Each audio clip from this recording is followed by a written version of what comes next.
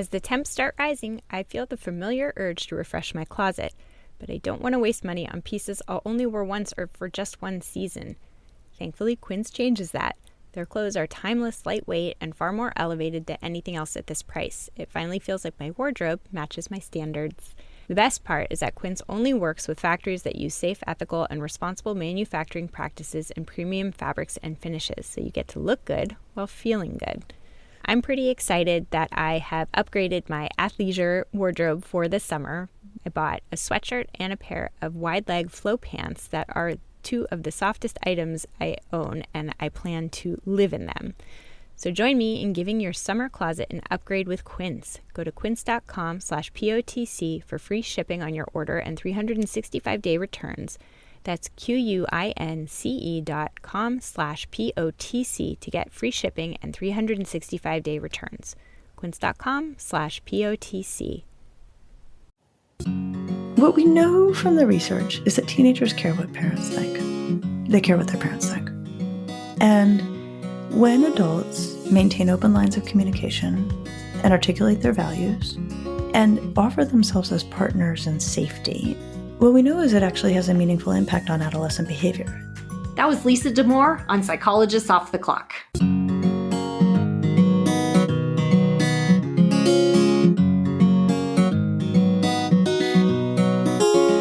We are three clinical psychologists here to bring you cutting-edge and science-based ideas from psychology to help you flourish in your relationships, work, and health. I'm Dr. Debbie Sorensen, practicing in Mile High, Denver, Colorado, author of Act Daily Journal, the Act Daily Card Deck, and the upcoming book, Act for Burnout.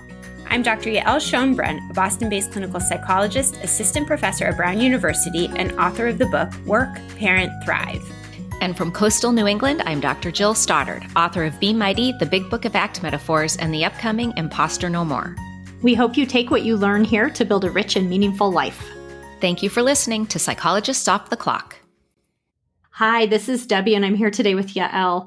We're introducing an interview that I did with Lisa Damour, and it was such a delight to talk to Lisa Damour because she is a leading voice in adolescence. Actually, it's funny because not too long ago, I had NPR on my clock radio because I don't like to have a phone. I don't like to use my phone for a little alarm clock, so I have NPR.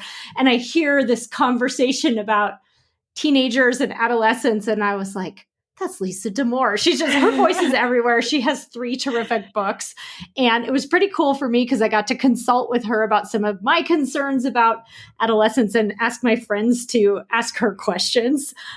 So what an honor to have her on.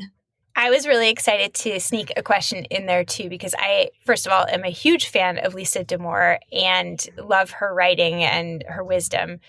And I am also the parent of a newly minted teenager. As of just a couple days ago, my oldest turned 13. So for me, it was really fun to get to pick the brain of this expert in this area. But one thing I do want to say, and this is part of why I love Lisa's work so much, is that I absolutely worship my 13-year-old. And there's so much conversation about how tough teens are and how difficult they are. And I may eat my words at some point, but my kid is, plenty annoying, but he's also so wonderful. And I love that she makes teenagers feel much more friendly and accessible and really reduces the anxiety that we as parents can have because there is so much unhelpful mythology around what it means to have a teenager. And again, I just think the way that she approaches this developmental phase is just so much more helpful than the fear-mongering that can otherwise happen.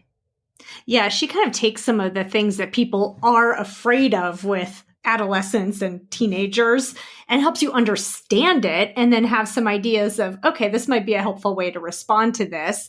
And of course, not all teenagers are the same, so you may or may not see specific behaviors, but I think it really helps to be like, okay, I see what's going on here, because sometimes, as parents, or just anyone interacting with a teenager, we don't know what to do with these creatures and might feel a little confused by them. But in some ways, if you think of it as that transition from childhood where there's a lot of dependency, and then by the end of adolescence, they're on their own. I talked to Louise Hayes about this on a previous episode, how much change happens just during those teenage years. It's like, wow, no wonder, there's a lot going on developmentally during those years because there's just so much happening. Yeah, and because our kids are going through so much transition and change, it means that we as parents have to go through a lot of transition and change. And so having this guidance from her, that is really science-based and thoughtful and nuanced is just so helpful, because along with our kids, if our kids are changing by that very nature, we need to change too, right? And how we approach them, interact with them, what we expect from them. And again, one of the things I really love about this is that there is a lot of nuance. Like one of the examples that she gives later on in the interview is about the specific worry that a lot of parents have about their kids on screens, on video games or whatever other kinds of screens. And I love that she sort of gives permission, like, just as an adult at the end of a long, exhausting day might want a way to sort of decompress and turn off, our kids do too. And that it's not a problem per se for them to be on a screen.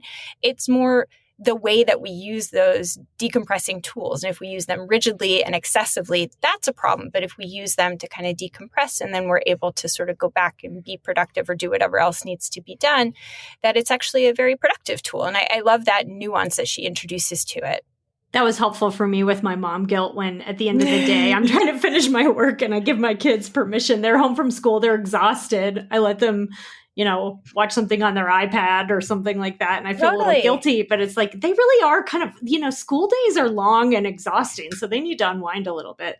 So now I feel less guilt. So that's good. Yeah. Oh, I do too. Like, and we talk about it as a family. Like, okay, you've had a hard day. Would it be restful for you to have a little screen time? And they'll say yes. And we have a rule in my house that is, we can use the screens, and then when it's time for dinner, as long as you can get off of them, then there's no issue, right? You can use it tomorrow and the day after. But that it's all about building the flexibility. That is the goal. That as long as we can use it flexibly, then we're not going to worry too much about it. And one of the things that I was able to ask her about that you'll hear toward the end of the episode are two patterns that you sometimes see with teenagers. One is when they're sort of underachieving or disengaging with school. Maybe it's a bright kid who's always engaged with schoolwork, who suddenly just wants nothing to do with school, refuses to do homework, skips class, or whatever the case may be. And then on the other side are kids who are are teenagers or adolescents who are sort of overachieving, who are really stressed all the time and anxious. When we think about the underachieving end of the spectrum, I wanted to point out to listeners who might be interested in this topic that this is something that we've covered. Actually, we've sort of covered both of these topics in the podcast in the past. We'll link to some episodes, and one that came to mind was a book called The Self-Driven Child, and this was several years ago that we had this interview on the podcast, which is really about, if you're constantly battling with your kid or teenager to engage with schoolwork and they're just refusing to, how do you get them to be sort of self-motivated and engaged? So we'll link to that on the show notes for today's episode for anyone who's interested. And I also wanted to just say a little bit, and I don't know if you have any thoughts about either of these, Yael, but she talks about, with the kids who are almost like overly ambitious, overly stressed out, who are taking on everything under the sun and then are stressed out and anxious all the time. And it's concerning, I think, sometimes from a mental health standpoint when kids are going that direction. And she talks about this skill of if you have a kid like that, they know how to work hard, right? But the skill that they might need your help with is how to know when to not work, when to say, this isn't important to me. I'm not going to spend my time on it. Or maybe, I'm going to take an easier class instead of this really hard one. Or I'm going to get a less than perfect grade on this so that I can have time to do this other thing that's important to me. And I was so struck by that because I work with adults with stress and burnout and anxiety. And that skill is hard for so many of it. And I had never really thought about it that way before I read her work and talked to her about how that is as important as teaching them the academic piece and teaching them the hard work piece, is teaching them that distinction. Yeah, teaching them that distinction and teaching them how to kind of tune into their own cues, like how tired am I? How important is this to me versus, how important is it to other people? And I'm just sort of following along with the herd mentality. And what I think is so important to think about in the teen years is that it's sort of the breeding ground for adulting skills, and that this is really an opportunity for us as parents, as guides who hopefully have developed some of these skills, but also recognizing that most of us, we are still working on some of these skills too. But to recognize that the teen years are really a time and a place to start to learn some of these practices of figuring out what's working for me. Am I too tired? Am I taking on too much? Am I not taking on enough? How do I know? What are my cues? And to make that a part of helping your kid learn how to make decisions for themselves. So not taking the decision away from them, but sort of pointing out to them that this is an opportunity for them to try to kind of tune in and make some of those decisions that are going to be healthy and sustainable and practices that they can take with them into adulthood. Yeah. So take a listen to this episode where we talk about these kind of topics and so many more and get some of the wisdom and practical advice from Dr. Lisa Damour. If you pay attention to adolescent mental health, you've probably heard of my guest today. Dr. Lisa Damour is the author of 3 New York Times bestsellers, Untangled, Under Pressure, and her new book, The Emotional Lives of Teenagers. She co-hosts the Ask Lisa podcast, works in collaboration with UNICEF, and is recognized as a thought leader by the American Psychological Association. Dr. Damour graduated with honors from Yale University and earned her doctorate in clinical psychology at the University of Michigan. Dr. Damour serves as a senior advisor to the Schubert Center for Child Studies at Case Western Reserve University and has written numerous academic papers, chapters, and books related to education and child development. She maintains a clinical practice and also speaks to schools, professional organizations, and corporate groups around the world on the topics of child and adolescent development, family mental health, and adult well-being. She also has the lived experience. She and her husband are the proud parents of 2 daughters. Welcome, Lisa. Thank you so much for being here.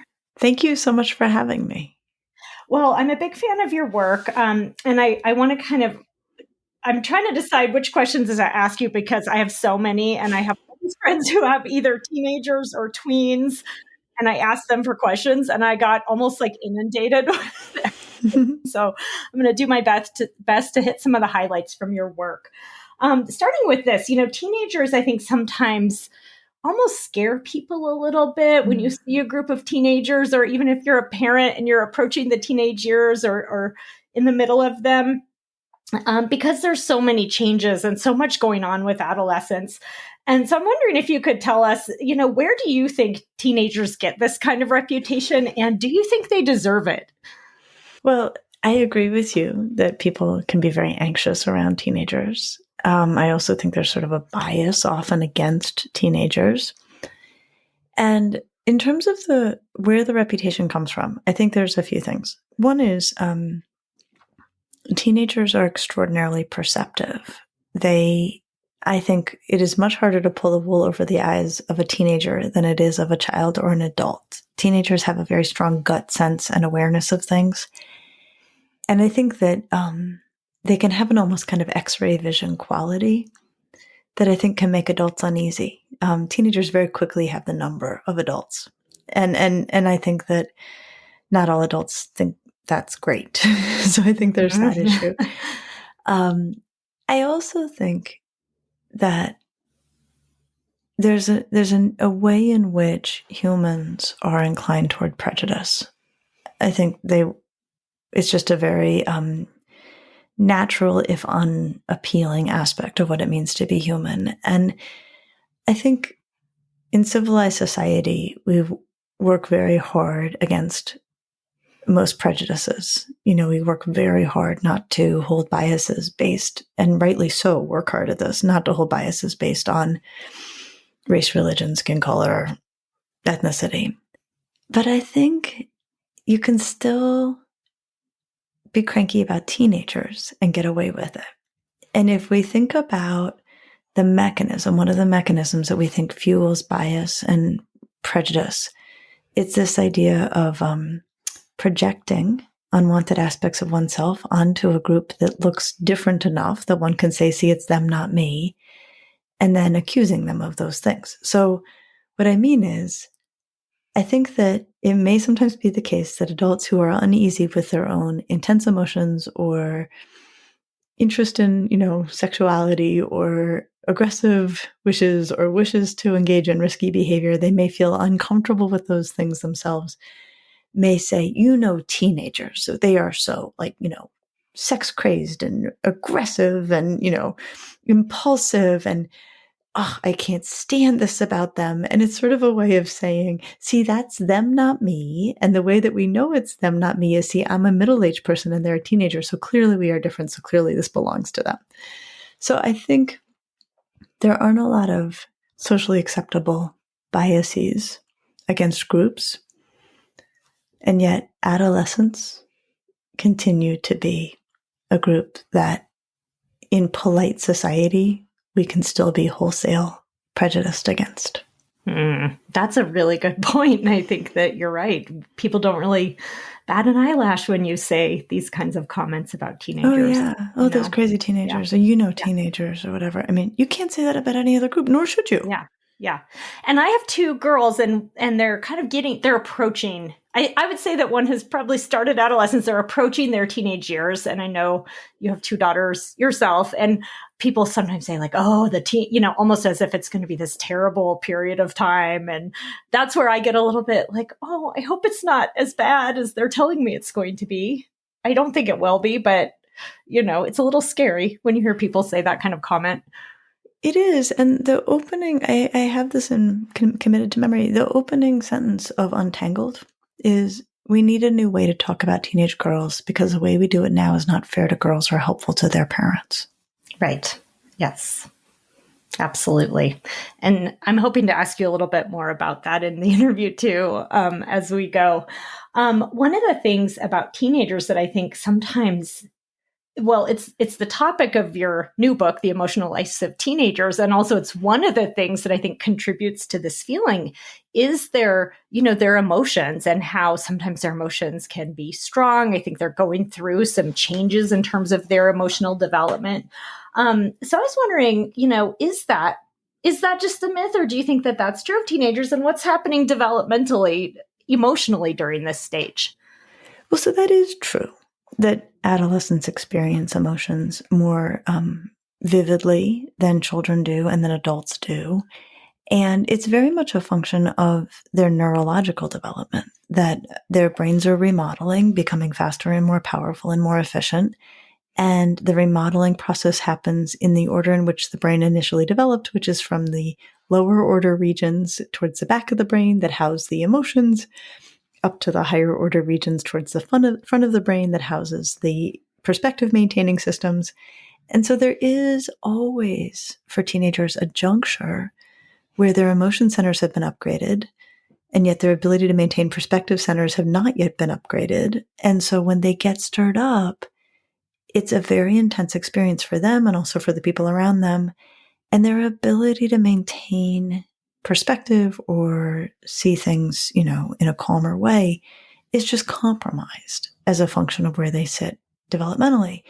But I think this again gets to a place where we can bring more nuance to what are often kind of broadly dismissive comments about teenagers, or just not altogether accurate and also negative comments. So, you hear all the time people saying, teenagers in their brains, like they're not fully developed till they're 24, 25. All right, technically that is accurate, because what we think is that it takes until about 24, 25 for the entire renovation process to be complete and for the perspective maintaining systems to be as upgraded as every other part of the brain. But what we think is, well, when teenagers are calm, when their emotion centers are not amped up, they reason great, and they reason as well as adults. And I also think it's so funny to me when people are like, oh, teenagers, their brains aren't really developed. I'm like, did you see that AP English paper that Junior wrote, right? Or did you see this extraordinary work of art that, this high school sophomore created? Like, that's not a developed brain. Like, then what's happening here, right? So I think I always want to try to bring some nuance to that idea and just say, yeah, unless they're very upset, they reason beautifully. It's only when they become stirred up that their perspective maintaining systems can be knocked offline more readily than can happen in adulthood. Well, actually, I'm going to weave in a question that I was planning to ask you a little bit later, but it's about that idea of, I guess being able to make a smart decision when they are revved up, right? So one of the things in your book is this idea of hot and cold cognition. Could you say a little bit about that and how maybe parents, because I kind of want to weave in some concrete ideas of things people can do. So how might parents use that to help prepare them for situations where maybe they're, in the heat of the moment? Absolutely. So we do make this distinction between hot and cold cognition. And cold cognition is exactly the circumstance I described, which is the kid is calm. So maybe it's Friday afternoon, you're in your kitchen, seeing your kid after school, and you're like, hey, what are your plans for the evening? And they're like, I'm going to this party. And you're like, hey, we know that house, like there's going to be drinking. And your kid's like, I know. And you know what? I'm not drinking. Like it's too dicey. I'm not drinking. That's my plan. And they are at ease. They are not surrounded by their peers. They're not in the heat of a social moment. And they're telling the truth. And I think that's important, that the kid means what they say in those moments. What we can contrast that with is hot cognition, which is when reasoning is informed by a very charged social or emotional experience. So here we go, right? Like in terms of the ability of the emotion centers to outmatch the reasoning centers. So then what can happen is that same kid gets to the party where they really walk in with no intention of drinking. And then they get there and they're like, oh, the kid I have a crush on is here. Hey, the kid I have a crush on is asking me if I want a drink, right? Like, okay, I'll have a drink, right? Like that they, other forces take over and now they're not doing what they thought they were going to do. So adults need to account for this, that teenagers really have two different operating systems when it comes to decision making. And those operating systems are going to be informed by how stirred up they feel by what's going on. And the best we can do, and this is not a perfect solution, but it's worth a shot, is under cold conditions, plan for hot conditions.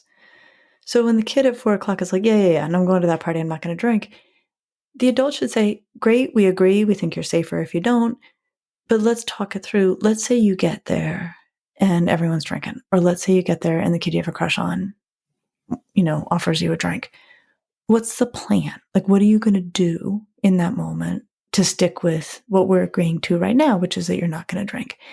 And have the kid play it out. Like, I'll tell them that, I'll be the one who's driving, right? So why don't I drive tonight? And then I'll say I can't because I'm driving, or I'll tell them that you breathalyze me when like something. It doesn't even have to be true. Mm-hmm. What you don't want is a kid in a hot condition trying to make a decision on the fly. And so to try to prevent that is really the goal. As a clinician, I only work with adults, but I sometimes do that with adult clients too, because maybe they're working on better communication with their partner or an emotion skill of some kind. And it's like, well, let's practice it now when things are pretty calm and cool, and then get better at it. And so that, then when your emotions are off the charts, you're more practiced, you know what to do, and you can think it through in a way that's really hard to do, I think, for all of us, when emotions are running hot. Absolutely. Absolutely. Like you don't want to back yourself into that corner. Right. So you offer some different myths of emotions in your book. And I think one that I really want to hone in on here, and I think listeners to the podcast this will sound familiar because we talk about this a lot, but just this idea that difficult emotions are bad for us or should be avoided. And I think sometimes as parents, we might think that for teenagers, right? Like, we don't want them to go through distress. We don't want them to feel emotions, but you really argue that that's not a helpful way to look at it. Could you say a little bit more about the harm of that myth? Sure. And I think, if we go back to how potent adolescent emotions can be, I have a lot of empathy for the parent who's looking at their kid having a full-on meltdown in the kitchen. And a lot of empathy for the parent thinking, this can't be good, and this is maybe harming my kid. And I think I haven't heard it articulated so directly, but I often feel like it's very helpful to say, I think parents worry that if their teenager becomes very, very upset, it will hurt their kid. And it's such a concrete thing, and I think it's really true, but we don't say it that directly. And so the first thing I think that's important to articulate is emotions actually don't damage people, with one exception. And that exception is trauma. That we do recognize that there are experiences that happen to people that are so overwhelming that they outmatch that person's coping. And that's what a trauma is. It's not the event itself. It's that whatever the event is just absolutely overwhelms their ability to cope with it and does do lasting damage. Like, we know that. Like, the trauma can cause harm. It can rewire the nervous system, which doesn't mean the nervous system can't get rewired, but it's a problem. So we have to be mindful about preventing trauma. Like, trauma is good for nobody. And if psychologists could prevent all trauma, of course, we would. But most things are not trauma.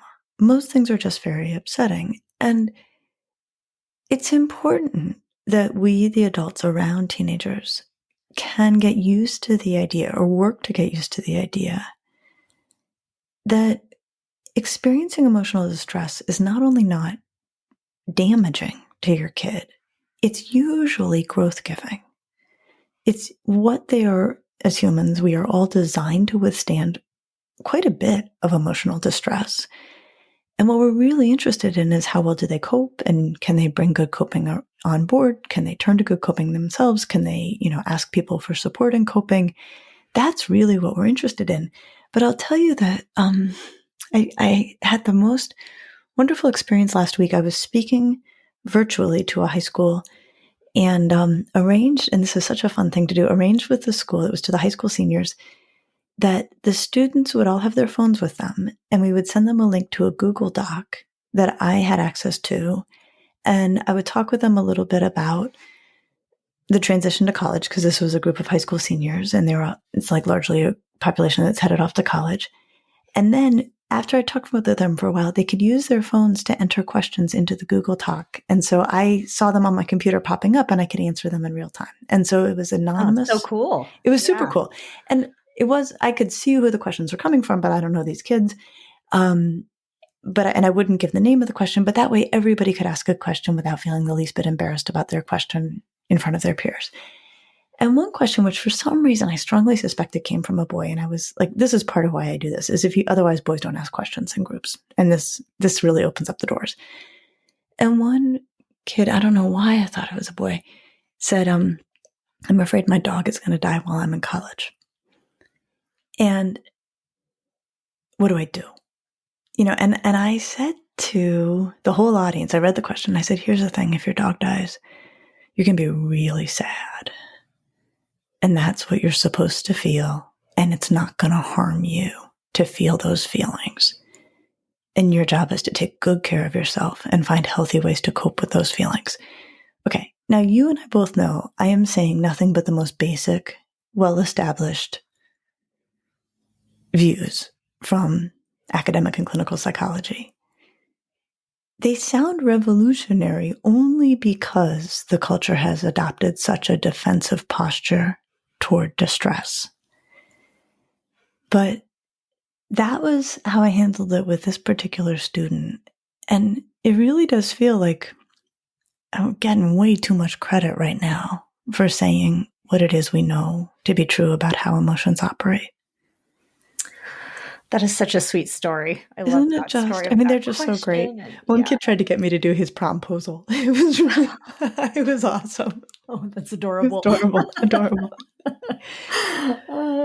Well, and I do think, one of the things that's in your book that's really helpful are some strategies that parents can use to help their kids, their teenagers, navigate some of these emotional ups and downs and learn how to do that and how to maybe take that different perspective on emotions, which you're right, it's not really that groundbreaking, but it kind of is when the culture has been telling us the opposite for so long.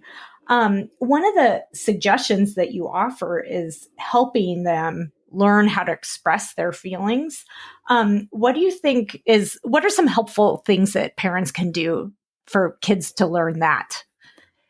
So just to back us up a few steps and then come into it. So, Okay. The argument I'm making in this book is that we really do need to revisit how we talk and think about mental health, because where the culture has gone and where we clinicians sit, very far apart from each other. So the culture's attitude, and again, I'm broad generalizations, is that you're mentally healthy if you feel good. Your kid's mentally healthy if they feel good, right? Like basically, as long as distress isn't in the picture. That's not what mental health is. Mental health, we know, is about having feelings that make sense and then managing those feelings well.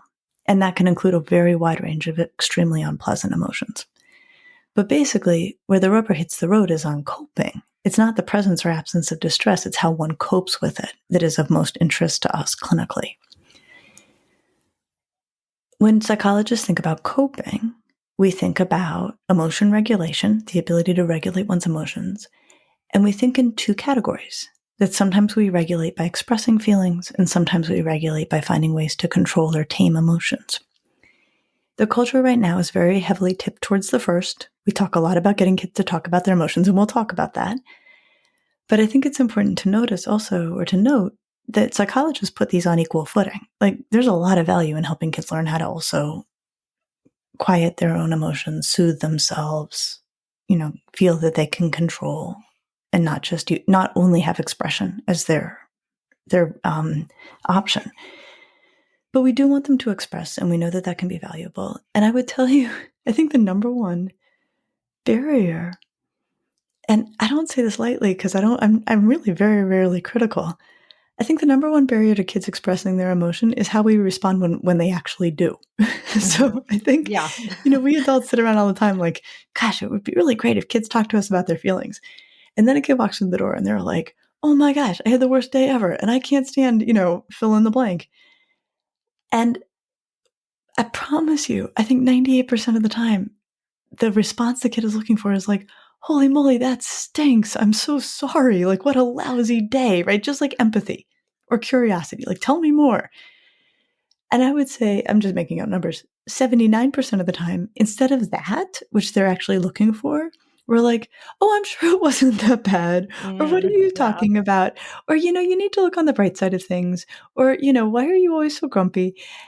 Which the kid is like, oh, why do I even try? And so I think the like almost comical irony in this is that we're constantly saying, oh, if only teenagers would talk with us about their feelings, and that we're constantly pulled, me too, as a parent, toward advice giving or correction when they do, which makes them wish they hadn't. Yes, exactly. We just need to be receptive and listen and, Curiosity followed by empathy. That's like the basic formula. And here's the thing. That doesn't mean that's where it stops. I mean, there may be a conversation where you end up giving advice or saying, was there anything decent that happened today? But I'm sort of getting more and more, I'm turning into one of those mid to late career psychologists where I'm like, it's all getting pretty basic and clear. So I'm like, there's some things that you just, no matter what, they're going to help, and they certainly won't hurt, and you should probably start with them. So for when a kid is talking about feelings, curiosity followed by empathy, almost always going to get you where you need to go. And then the other thing I'm getting more clarity on is, they just need more sleep. Yes. And again, won't hurt, will probably help. Yeah. And some of the strategies in your book are that simple, make sure they're sleeping, that kind of thing, right? Absolutely. So I think some parents are probably listening and wonder, where do we draw the line though? Because certainly there are some kids who are very depressed. There are some kids who are into some pretty scary high-risk behaviors like substance abuse and other kinds of risky behaviors. And I know some of that is normal, quote, normal too, right? Like that they maybe have a little desire to get out in the world and do things that are a stretch. Do you have thoughts about how do you know, is this just, okay, let's just talk about this with empathy versus should I actually be getting some professional help or something like that? So if we go back to the model of what is mental health, it's having feelings that fit the circumstance and then handling those feelings well. So that also clarifies very, I think, directly when we're not looking at mental health. So if we just start with the feelings that fit the circumstance, psychologists like anxiety. We see anxiety as a useful protective emotion if it fits the conditions, right? So if you're driving and somebody is swerving next to you, we would like to see some anxiety because that will help you drive more safely or get away from that driver. if it is a Sunday morning and your kid's work is done, there's nothing to worry about, they should be able to relax, they finally, are in a good spot, and they have persistent anxiety, okay, that doesn't make sense. And we would then address that clinically, like that we don't expect to see distress in the absence of something causing it. So that doesn't make sense for anxiety. It doesn't make sense. Sadness, we expect to see, you're sad about something. Depression, you're sad about everything. We can't necessarily attach it to a cause. So if the feeling is illogical, that's a flag. Then the other flag is, well, the feeling may make sense. Like the kid may be really anxious because they haven't done their schoolwork. But if their coping is problematic, that's the other flag. So what we want to see, if a kid's really anxious about the schoolwork they haven't done, is that they start doing their work. Like that would be a really good form of coping. What we don't want to see is them saying, well, you know what, I'll just get super high and then my anxiety won't bother me anymore.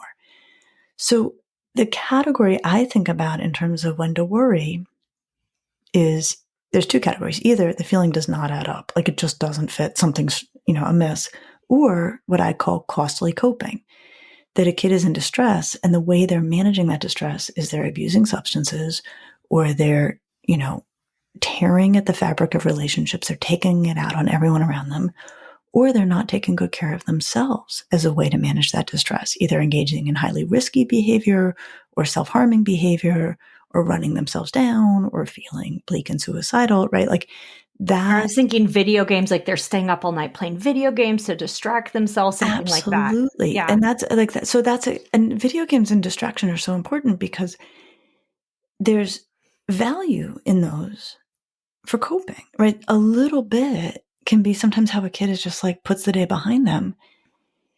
It becomes costly coping if it starts to come at the expense of other things, right? So in writing this book, I really came around on distraction. Like we all use distraction all the time to regulate our emotions, but 10 minutes, or I don't know, probably more than 10 minutes. A little video game, if that helps the kid, put the day in the books and then get down to their homework, that's a good use of distraction. If they get so deep into the video games that they are now behind on their homework, or they're not getting enough sleep, or they haven't moved, or they're not seeing friends, now you're into costly coping. So they're coping, but there's a price tag attached. So that's what we want to see. It's not the presence or absence of distress. It's that distress fits, really, like we can see why the person has the feeling they have and that it is well managed. Yeah. Yeah. So I told you that I asked several of my friends to send questions for you. And one that came up from several people, which I think is indicative, is the idea that as people move into adolescence and move through adolescence, peers become really important and parents might feel like they have less influence than they used to. So what do you say to parents who wonder, is it too late for me to have an impact on my child? Does my parenting even matter anymore? What are your thoughts on that? Well, it is true, right, that it's a sign of healthy development for adolescents to loosen their ties to us and to strengthen their ties to their peers. Like it doesn't feel good all the time for the parent, but actually it's evidence that things are proceeding as they should. And it's also what lays the groundwork for things like kids being able to move out, right? So this is part of a larger plan. What we know from the research is that teenagers care what parents think. They care what their parents think. And when adults maintain open lines of communication and articulate their values, and I think probably for me the most important things, offer themselves as partners in safety, and we'll come back to that. What we know is it actually has a meaningful impact on adolescent behavior, that when adults articulate their values, teenagers often cleave far more to those values than the adults even realize.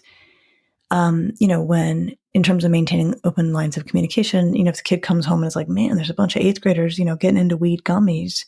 If the adult responds with like, whoa, like, I'm kind of surprised, or you kind of surprised, like, what are you thinking? And makes that a conversation as opposed to like, do not let me catch you, or what, or, very strong negative reaction. I think that can be really helpful.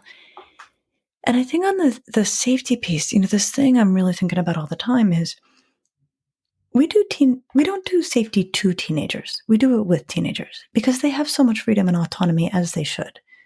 So it goes back to that conversation in the kitchen where the adult could say like, okay, but if you do go to that party and you do get drunk, like you are grounded till you're 35. That's one take on it, which is now like using threats and fear to try to get the kid to do the right thing. The other is for the adult to say, look, we're really in agreement with your planning. We also understand you get to parties and the scene changes. Your safety matters more to us than anything in the whole wide world. So A, what is the plan for how you're going to stay sober? And B, you also know that if things don't go the way we're planning and you don't feel safe, we are here to help you and we will never make you sorry that you've asked for our help. Like those kinds of communications are enormously powerful. I think the place where adults get derailed and needlessly so is that when we lay our wisdom on our teenagers, they tend to roll their eyes. When we're like, when they're like, so-and-so's, having sex with lots of people. And we're like, we can do it in the gentlest way. And in a way that like thoughtful and practice, we might say, wow, that's amazing. Like, I just hope that that's what she wants. I hope she's taking good care of herself, right? So you could do it in a non-judgmental. And any self-respecting teenager is going to be like, oh gosh, oh, come on, right? Like they're going to do that because they have to, because they need to establish their autonomy. And the weirder response would be if a teenager were like, I am so glad you brought up that value. I've been thinking about that too. And I'm worried about like, they're not going to do that. And so I think we should not be the least bit put off by the eye rolling or the shrugging or the face making when we are trying to communicate our values and beliefs and wishes. That is teenagers maintaining their autonomy. I would be actually really much more curious about the kid who's like, oh, I love that you shared it that way. I'd be like, okay, that kid's up to something, like something's going on. And so in my own home with my own adolescence, eye rolling, I translate it in my mind, whatever else it is, I translate it as, I heard that. And I think that's a place to start. Yeah. Actually, one section that I really loved in your book is about why teenagers find their parents so annoying. They have this visceral, like, ugh, everything you do, these little things like chewing or the way you dress or something like that starts to really bother them. Why is that happening from a developmental lens? Oh, man. I have to say, like, there's stuff you learned in grad school. There's stuff you kind of bumble through in your practice, and then you have your own kids, and you're like, oh my gosh, like, this is all much more intense and also clear to me than it used to be. And I will say that is true about age 13, is basically what I would call that whole transition. So you and I were both trained, right? Like in the idea of separation and individuation, that there are points in development where kids need to really work to establish a separate identity and feel themselves to be very much an individual. And I think one of the key points, so 3-year-olds, and then I think one of the key points again is around age 13. And I think you could headline this title, this time of life, like Parents Can't Win. And the reason for that is the child is working to establish a separate identity. And I use the language in the book of like build their own brand. And it does kind of work to think about it in brand terms. So they're trying to build their own brand. So if there's anything that the parent does that actually matches the child's idea of their emerging brand, that is annoying to the parent, to the child. So for example, say the parent has always liked Beyonce. Say the 13-year-old catches on and decides they like Beyonce. Now the 13-year-old will have a huge problem with the fact that the parent likes Beyonce because it's stepping on their emerging brand. Mm-hmm.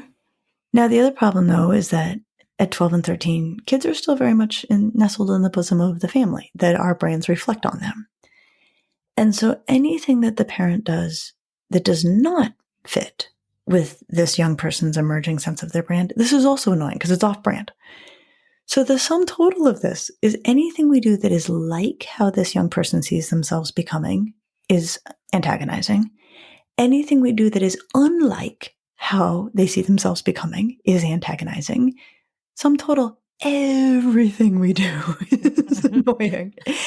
And it just stinks. It stinks for them. It stinks for us because like you can't breathe right. The way like you're really going to wear those shoes and I can't believe it. And like, why do you even ask questions like that? So the solution here, one is don't take it personally. You can set your watch by this. Two, you can lay out parameters for behavior. You can say, look, I may be rubbing you the wrong way, but you got 3 options for how to interact with me. You can be polite. You can be friendly. That'd be great. Or you can tell me you need some space, but you can't talk to me in a way that we never speak in this home. And I think the other thing you can do is you can know that it doesn't last, because soon kids do start to consolidate a sense of identity. I would say by age 14, one of the nice things is like a lot of kids are into ninth grade. Ninth grade comes with a lot of options for how they can specialize in things or, become more skilled in area interests.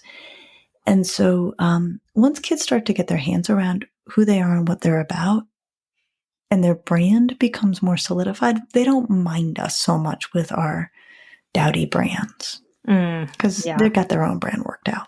Yeah, it is funny to think about that, how we know this in theory, right? That they will separate and they'll carve out their own identity, but then the way it comes out in practice is so interesting.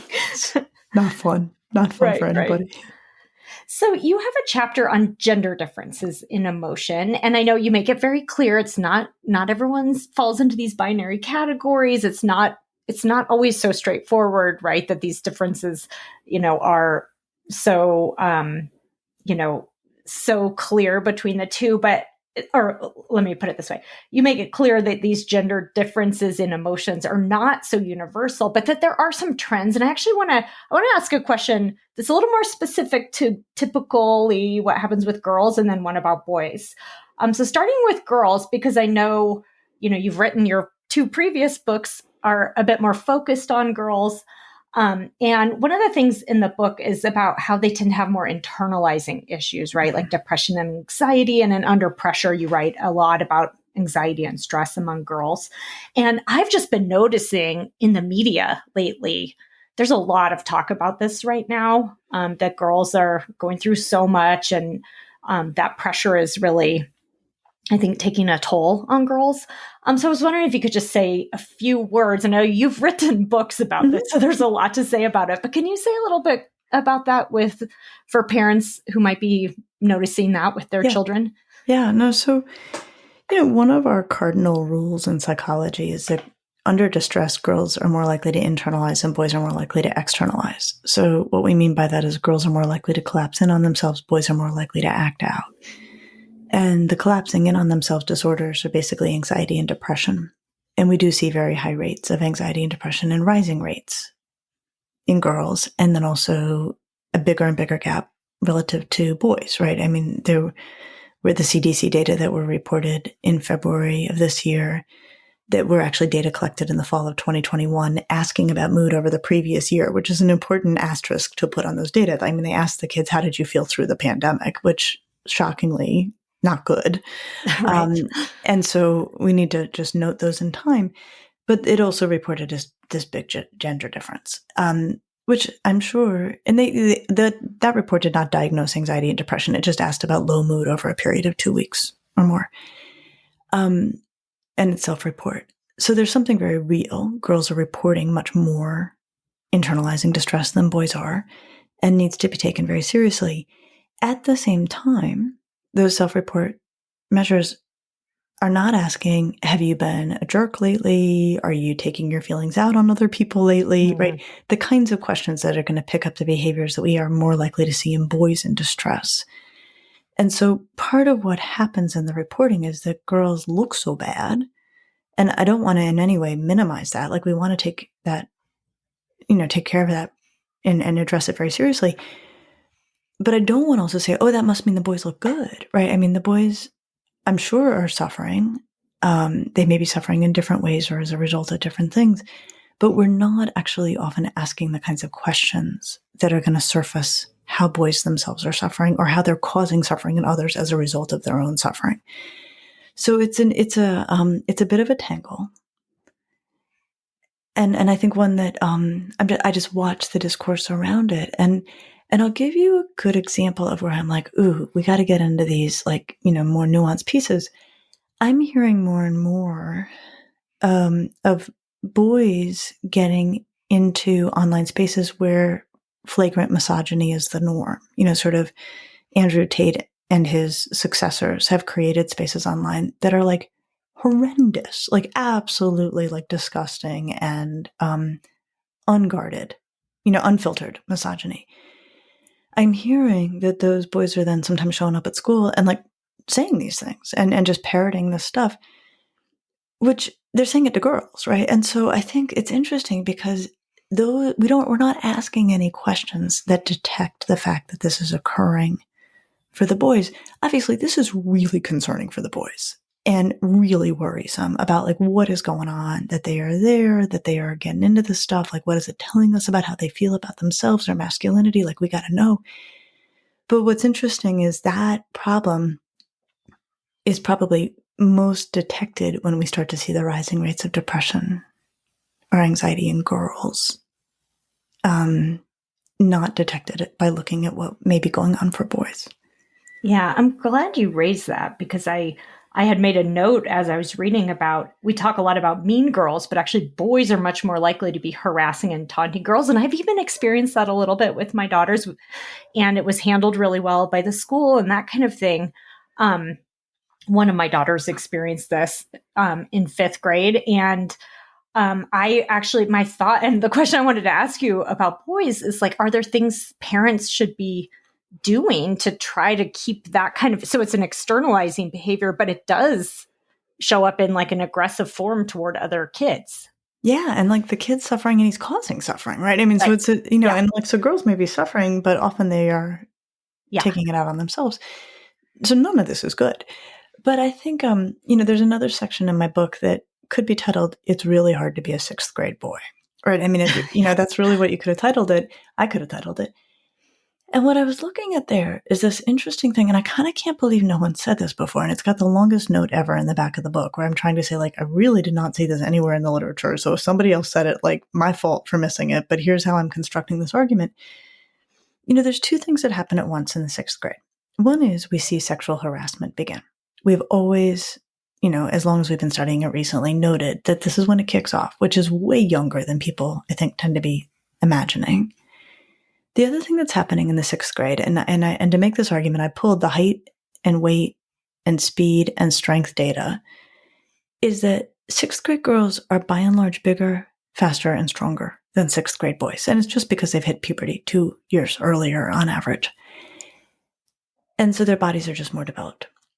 It is also true that this pubertal advantage is neurological as well. The 6th grade girls are able to think in more sophisticated ways. And also from the minute they hit school is better designed for girls. They're, outpacing boys academically from day 1 all the way through, 50th grade at this point. I mean, like, we have the data.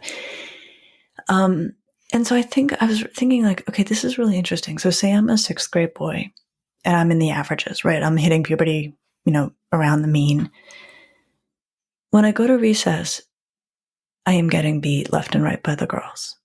And then when I walk back in class, I'm getting beat left and right by the girls. Also in 6th grade, I'm starting to consolidate my sense of masculinity, which, as one boy told me, is basically entirely, coalesces around the idea that there's nothing worse in the whole wide world than getting beat by a girl. And then, lo and behold, sexual harassment begins at this time. And I'm like, these have got to be linked, right? That there are some boys who this is more than they can take. And you can sure take a girl down a few pegs if you comment on her boobs, her butt, something sexual. And I think we need to line all this up and think about how are our boys doing? How do we help them maintain a sense of self-esteem through this developmental juncture that is bluntly just stacked against them?